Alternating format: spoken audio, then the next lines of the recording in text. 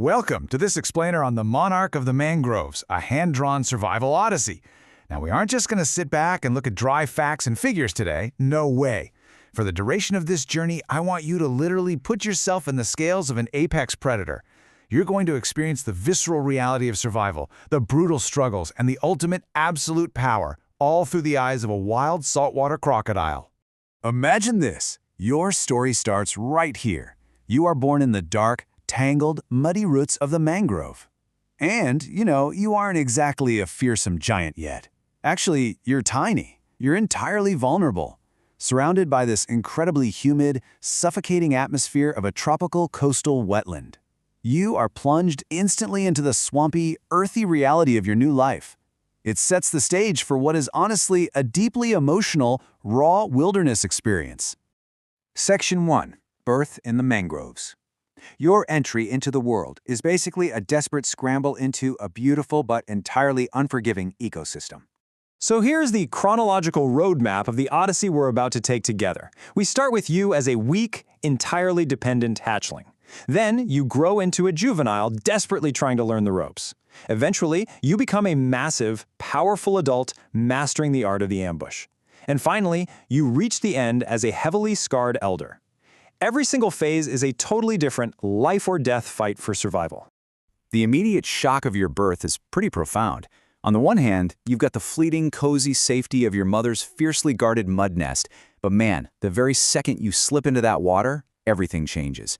You are entirely vulnerable to blistering tropical heat, the gnawing, constant pain of hunger, and just an endless threat of predators looking for a snack. It's a feeling of total uncertainty and overwhelming helplessness. Moving right along to Section 2, The Cruel Lessons of Youth. This is all about childhood survival. Which brings us to a frankly terrifying question. How are you supposed to survive when literally everything around you is a predator? You're so incredibly small that those dark shadows on the riverbank, yeah, those aren't hiding places. Those are hunting grounds for herons, eagles, and predatory fish. Basically, you are on the menu. So how do you endure when danger is lurking in literally every single ripple of the water? Well, to survive, you've got to master some rapid, high-stakes learning. First, you have to navigate taking your very first swim without getting eaten. Then you've got to learn exactly how to tuck yourself among the mangrove roots and tangled reeds so you practically become invisible. You have to practice catching tiny prey just to stave off starvation, all while constantly frantically darting away to escape the birds and fish trying to make a meal out of you. But then, you learn the most absolutely crucial lesson of all. You remain perfectly still beneath the water. You let the muddy browns and the swampy greens of your environment just swallow you whole. You learn the absolute, non-negotiable necessity of patience. You master the silent, tense art of camouflage. You become a shadow. You wait. You watch. And that is how you survive. All right, Section 3. Rise of the Apex. Welcome to adulthood. All of those early lessons, they build into your ultimate weapon, the ambush hunt. It's like a perfectly choreographed dance. First, you submerge and camouflage flawlessly in the muddy river. You're basically a ghost in the water. Next, you wait in agonizing silence. You use the sensory pits on your jaws to literally feel the faintest vibrations of a wild boar or a massive fish nearing the muddy bank. And then, the explosive strike. A terrifying split-second eruption of pure power and water that ensures you get your meal.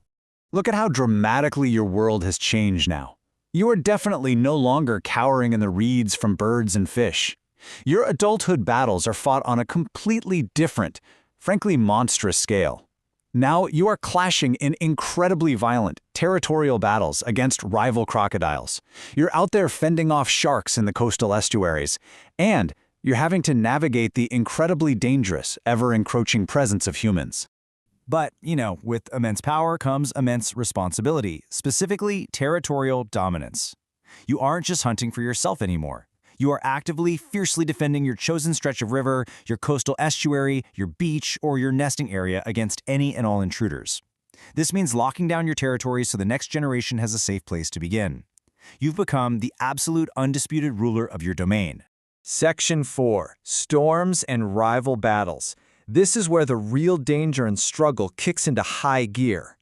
Because it turns out nature itself is out to test you. You are forced to face unforgiving environmental pressures. It's not just about hunting anymore. It's about sheer endurance.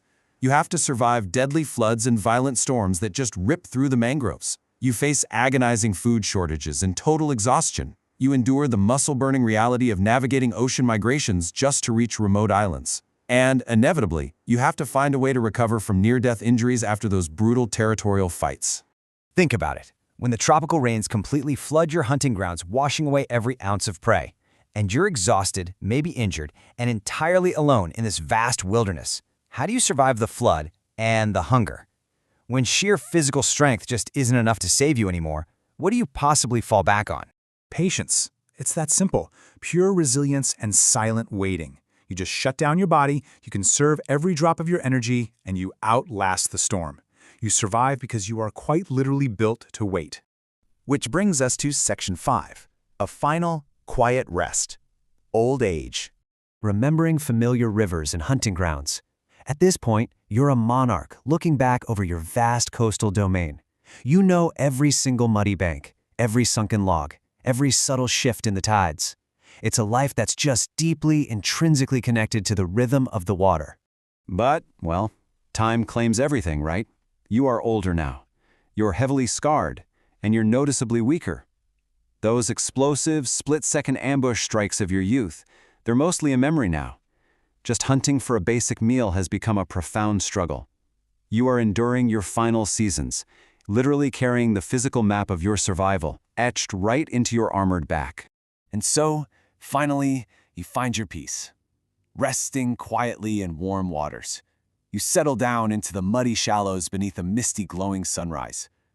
It is a really peaceful, deeply emotional conclusion to a life of relentless daily struggle. You're back exactly where you started, held by the warm, muddy roots of the mangrove, a permanent piece of this wild landscape. Which leaves us with one final, provocative thought to chew on. Was the brutal struggle of the mangrove really worth the long reign of the monarch? From being a completely helpless hatchling hiding in the shadows to becoming the undisputed, battle-scarred ruler of the estuary, it really leaves you marveling at the sheer, unbelievable resilience required to survive out there in the wild.